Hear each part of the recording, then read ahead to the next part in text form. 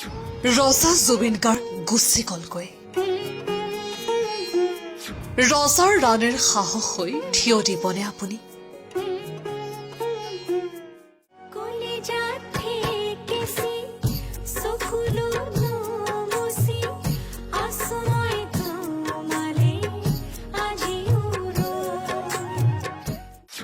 আমাৰ জীৱনবোৰ সেই দিনটোতেই ৰৈ গল।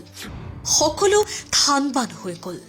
ৰজাৰ মৃত্যুত আৰু কিমান কান্দিব এগৰাকী পত্নীয়ে।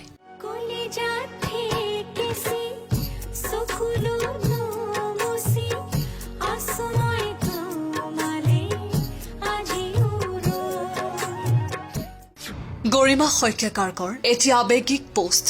ইতিমধ্যে SIT আদালতত দাখিল কৰিলে জুবিন গাৰ্গৰ মৃত্যুৰ তদন্তৰ চাৰ্জশ্বিট। মঙলবাৰে জুবিন হত্যাৰ প্ৰথমটো শুনানি গুৱাহাটীৰ আদালতলৈ অনা নহয় 7 অভিযুক্তক। ভাৰ্চুৱেলি হ'ব জুবিন হত্যাৰ প্ৰথমটো শুনানি। চৰকাৰী পক্ষৰ আবেদন মৰ্মে এই ৰায় প্ৰদান কৰিছে আদালতে। কিন্তু ইয়াৰ মাজতেই সামাজিক মাধ্যমত গৰিমা শইকীয়াকাৰ্কৰ পুনৰ এক আৱেগিক পোষ্ট।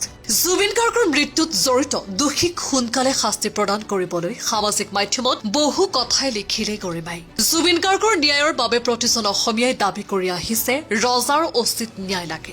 ইয়াৰ সমান্তৰালকৈ জুবিন গাৰ্গৰ পত্নী গৰিমা শইকীয়াকাৰ্কেও এক পোষ্ট যোগে বহু কথাই লিখিছে।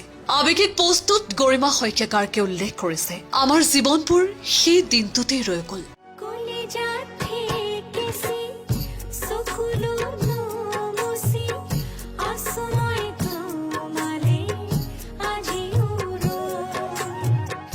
সকলো থান-বান হৈ গল। তোমাৰ নিচিনা এজন ব্যক্তিৰ প্ৰতি ইমান জঘন্য অন্যায় কোনোবাই কেনেকৈ কৰিব পাৰে? কেনেকৈ কি ঘটিছিল সেই অভিশপ্ত দিনটো আমি নজনালৈকে এই জুইকুৰা বুকুত জ্বলি থাকিব সদায়। অপেক্ষা কৰিছো ন্যায় প্ৰক্ৰিয়াত সকলো সোনকালে ওলাই আহক আৰু প্ৰতিটো অসুৰে পৃথিৱীৰ কঠোৰতম শাস্তি পাওক।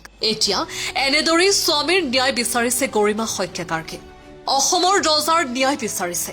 ৰজাৰ ন্যায়ৰ বাবে আপুনিও লিখক #JusticeForZubin Garg। News desk report, news daily Assam digital.